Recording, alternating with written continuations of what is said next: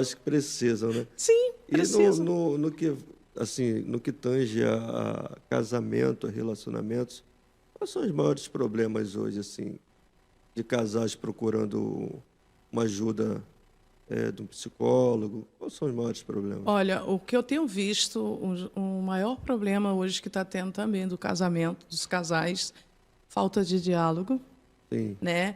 É, falta de uma divergência de perspectivas diferenciadas. Eu quero uma coisa e o outro quer outra, é outra coisa.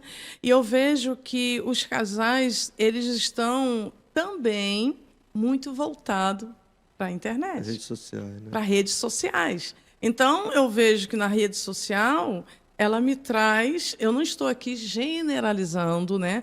Dizendo que ninguém possa usar. Claro, isso Sim, aí sim. é o vínculo de comunicação do ser humano hoje em Tem dia, que né? saber usar. Você tem que saber usar. Então, eu vejo também que os casais hoje eles não têm mais essa coisa de conversar, ter tempo de qualidade. Então, com a pandemia, o que aconteceu? O índice de divórcio aumentou Aumentou, demais, né? né? Então, por que esse índice de divórcio aumentou? Porque cada um traz sua história, cada um traz uma história vivida da criação que teve. Aí, quando se une, se junta, começa as divergências. Por quê? Foi na pandemia que muitos casais começaram a se conhecer. Olha, a mulher que eu tenho, o esposo que eu tenho, e como é que a gente vai se unir? E aí começou justamente essa demanda de divórcio, essa demanda de procura para ajuda psicológica, porque eu não entendo a minha esposa e nem minha esposa me entende. Mas, na verdade, ambos não querem se entender. Então, muitos estão jogando a toalha. Tipo assim, não vou lutar pelo meu casamento. Eu substituo, eu arrumo outra pessoa. Só que a outra pessoa que você vai arrumar também vai ter problemas. É, E o ser humano tem problemas. é o tal da incompatibilidade, né? E isso. E uma outra coisa que eu vejo também infelizmente, é essa falta de Deus. As pessoas não querem saber de buscar Deus. As pessoas não querem ter esse vínculo porque acham que eu consigo, eu Resolver, né? posso, eu resolvo tudo. E não é assim. Nós somos... o Rubens Alves, ele diz algo que eu achei muito interessante, que ele fala que todo ser humano... O ser humano não vive só. O ser humano precisa do outro. Então, o ser humano ele não pode viver sozinho. Deus não criou o homem para viver sozinho, né? Então, hoje, com a sociedade moderna, hoje está tudo muito fácil.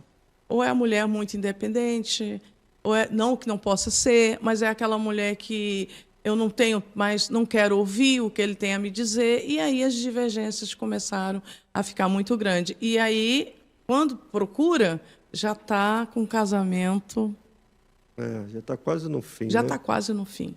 Na verdade, alguns procuram para ter certeza da Sim, separação, né? Nem para para separação. Já não é nem restauração, para né? restauração, é mais para separar. E isso a gente tem que ter esse olhar muito, e é onde que nós, como terapeuta, né, você tem que entrar com toda a ferramenta, com todo acolhimento, para que ainda possa restaurar esse casamento. Às vezes tem uns que se restauram, tem outros que não. E assim, a gente tem visto as famílias vivenciando muitos dramas nesse sentido, porque a internet, a gente tem falado sobre as mídias sociais, tem que saber usar, né? A Sim, ferramenta, eu trabalho com a internet, principalmente com o WhatsApp, e assim, para mim, uma ferramenta importantíssima, sim, né? Agora, os casais em si, eles sofrem muito hoje com uma coisa, principalmente no, assim, foi muito para o homem há um tempo atrás, hoje a gente vê muitas mulheres também envolvidas, e a pornografia, sim ou não?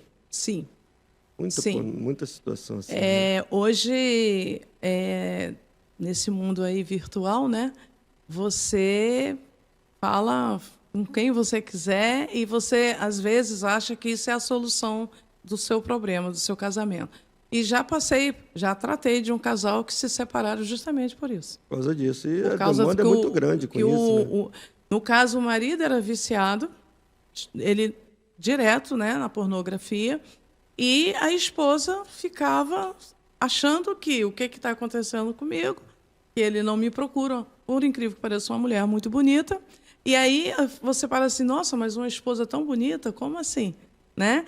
E aí, um belo dia ela pegou, né? Ela acordou procurando o esposo na cama, não estava. Aí, quando foi num quarto que tinha, né, separado, achou ele lá no mundo da pornografia. E não teve como continuar, porque ela se sentiu a pior mulher do mundo, né? Né? Então, a pornografia tem... Como também tem mulher, tá? Não é só homem, não. Então, eu falei porque, assim, isso, muitos anos atrás, era muito voltada para o homem, pro machismo. Mas tem mulheres também. Tem mulheres também que usam isso aí como a ferramenta para o meu casamento. E não é assim. Tem um filme, não sei se a doutora viu, A Prova de Fogo. É A Prova de Fogo? Sim, sim. Conta exatamente isso. Um rapaz que ele era envolvido com a pornografia, Sim. bem-sucedido, era um bombeiro bem-sucedido. A esposa também, né, trabalhadora, pá. E o casamento vai esfriando. Isso. E chega ao ponto de quase perder. Quando ele percebe que está perdendo, isso. Deus entra na vida dele, ele percebe que está perdendo.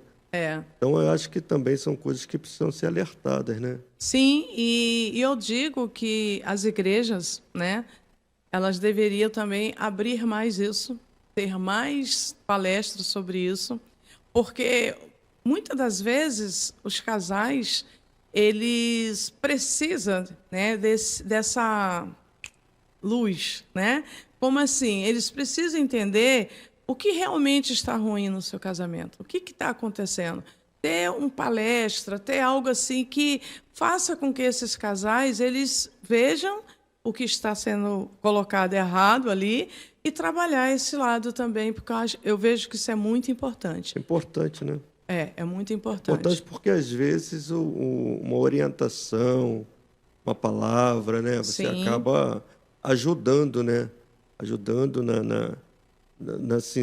nessa situação, no que diz respeito à destruição da família, você entra com uma palavra, principalmente uma palavra de orientação, uma palavra cristã, né? Sim. Porque, às vezes, a pessoa está cega, né? Está envolvida ali, o diabo trabalha... E pior que vicia, viu, Bispo? Vicia, né? Vicia de tal forma que você não faz mais nada se não for movido a isso. Olha que coisa. E esse casal era justamente assim. Quando ela descobriu, ele pediu perdão, né? Tudo, mas isso já estava, mais de anos. Então, aí vamos lá. A gente, uma curiosidade surgiu aqui. Pode ser uma doença? Pode. O que eu digo, né? Eu tenho devido até mesmo essa TCC que eu fiz, o abusos sexuais na infância, os traumas psíquicos, eu fui pesquisando sobre estudos na Inglaterra, nos Estados Unidos, na Alemanha, e eu fiquei muito impactada com todo aquele estudo que eles fizeram, né, com psicólogos, psicanalistas, psiquiatras, neurologistas. Eles chegaram a uma seguinte conclusão, Bispo, que nenhuma pessoa, claro que tem pessoas que são influenciadas por amizade, sim, mas a maioria das pessoas que se tornam homossexuais, que se tornam drogados, que se tornam alcoólatras, eles chegaram a uma conclusão que a maioria dessas pessoas elas passaram por abusos sexuais, abuso físico e abuso verbais. Olha só. Então, quando uma pessoa se deixa levar por isso, é porque na sua infância, por isso que nós temos que estudar a infância do sujeito, para nós entendermos o que está acontecendo hoje com ele. Então, quando esse casal me procurou, na verdade, essa pessoa, ela tinha sofrido, o marido passou por abuso sexual na infância, e, além do mais, o pai induziu ele, desde cedo, a descobrir o lado sexual da vida. Porque se eu tenho o meu próprio pai, que é a minha referência, que me ensina tal coisa, eu vou colocar isso em prática. E isso tornou-se o quê? Um vício na vida dele. Então, quando ele trouxe, ele chorava muito, porque assim, ele queria dizer assim, eu não tenho culpa, isso é mais forte do que eu. Só que como ela estava tão machucada, para ela não adiantava mais. Ela ia continuar sempre trazendo aquelas lembranças do que aconteceu e que ele não iria mudar. Então, e tudo dele começou aos 11 anos de idade. Ele era uma criança. Criança, né? Um pré-adolescente, né? Exatamente. Então, começou aos 11 anos de idade. Na infância, começou pelo abuso de um primo, né? Nesse abuso do primo, depois veio o abuso de uma prima, e depois o pai, com ele com 11 anos, começou a dizer que ele tinha que ter a sua vida sexual ativa. Só que não sabia dos traumas que ele tinha vivido. Estava fazendo, né? Aí Ia dali ele lá na frente. isso, aí dali ele começou a entrar no mundo pornográfico. E assim, era casado, mas sim, não satisfazia. Já não satisfazia. Então, eu sempre falo que a gente tem que saber a história do sujeito. E a gente tem que saber realmente o que se passa por trás dos problemas. E a psicanálise, ela é muito de ouvir, não é isso? Sim. O Freud, na verdade, o Freud, em 1829, ele começou, primeiro ele se formou em psicologia, neurologista, psiquiatra, para depois psicanálise, né? Então, ele diz que todo o ser humano, ele fala assim, quando ele dava aula para os alunos dele, ele dizia assim, conheça seus filhos desde de pequeno. É na infância que começa o manifesto de alguma estrutura, seja algum transtorno, ansiedade, borderline, bipolaridade, né? Então, isso já vem de 1829. Então, de lá para cá, o Freud, quando ele começou a estudar, ele se dedicou, ele começou a descobrir essas coisas, né? Que a psicanálise, a cura da psicanálise é pela fala. Tudo que eu falo, tudo aquilo que está na minha psique, na minha memória, guardada há muito tempo, seja na infância, adolescência, juventude, fase adulta e fase anciã. Então, não existe uma idade cronológica para desencadear os transtornos que nós damos hoje, que só mudou a nomenclatura, né? Que antigamente ele deu o nome de estrutura, né? Estrutura narcisista, estrutura da histeria, estrutura do síndrome de pânico. Quem descobriu foi ele, o síndrome de pânico, na Segunda Guerra Mundial. Enfim, aí ele foi descobrindo tudo isso. Então, essas estruturas, que hoje nós damos o nome de transtorno, elas sempre existiram. Só que, com o passar dos anos, elas têm se agravado muito mais. Mas todas essas estruturas que têm se agravado, esses transtornos, ela vem da infância do sujeito. Então, a cura vem pelo falar. Vem por falar. O falar é libertador. Libertador. Por isso que ele não aceitou a hipnose. Ele fazia uma hipnose com uma paciente dele, porque as primeiras pacientes dele foram 7 mulheres, e todas essas 7 mulheres foram... 4 delas foram abusadas. Né? E a que mais deu trabalho para Freud foi a Ana O. E ele foi e colocou a hipnose para ela. Então, quando ela ficava na hipnose, quando ela saía da hipnose, ele perguntava, e aí, o que você tem a me dizer? Não lembro de nada. Aí ele pedia para o psicanalista Bion colocar ele na hipnose. Aí o psicanalista Bion colocava ele na hipnose. Quando ele terminava tudo, que ele voltava, o Bion perguntava, e aí, o que você lembra? De nada. Aí ele fala, a cura, isso não é cura, a cura vem pela fala. Por isso que dá o nome de associação livre.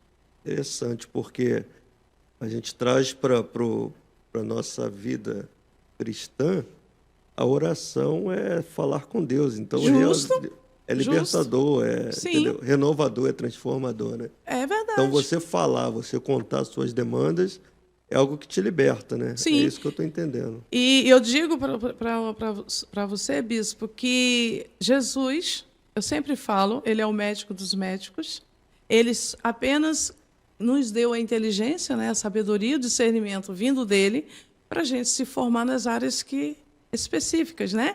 Então, assim, nós temos esse chamado.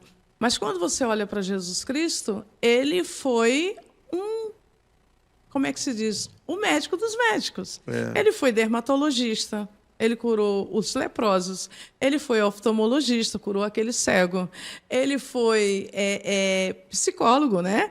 E psicanalista, vamos Muitas dizer, vezes. ali justamente com aquela mulher no Samaritana. Samaritana, Ele foi muitas vezes. advogado, ele foi juiz. Então, Jesus, primeiro, ele mostra o exemplo vindo dele. Onde há o erro, às vezes, nas pessoas que tornam-se um especialista na área da psicologia ou da psicanálise, de qual for, é achar que ele é maior, ou ele sabe muito mais do que Deus. E não é assim, né? Quem nos direciona, quem nos capacita é Deus. Então, ele mostra o exemplo de Jesus Cristo, ele ali fazendo os milagres de pessoas que você dizia assim, nossa, como assim? Ele curou do pobre ao rico e tudo. Tratou, né? Então, Jesus ele usa muita fala. Assim, eu acho interessante o Atos dos Apóstolos, capítulo 1, versículo 1. Lucas, escrevendo, vai dizer, né, que escrevia o tratado, o Teófilo, dizendo acerca das coisas que Jesus Cristo fez. Sim. E ensinou. Né? O que eu acho interessante, para a gente abrir um parênteses nisso aqui, é que as pessoas precisam entender que existem coisas que são extremamente espirituais. Sim. Mas há uma grande demanda de situações que são científicas, que precisam ser tratadas. Sim. Né? Sim. E eu digo para você, bispo, que 80% tratamento. É tratamento. E Jesus capacitou os especialistas, né? Sim.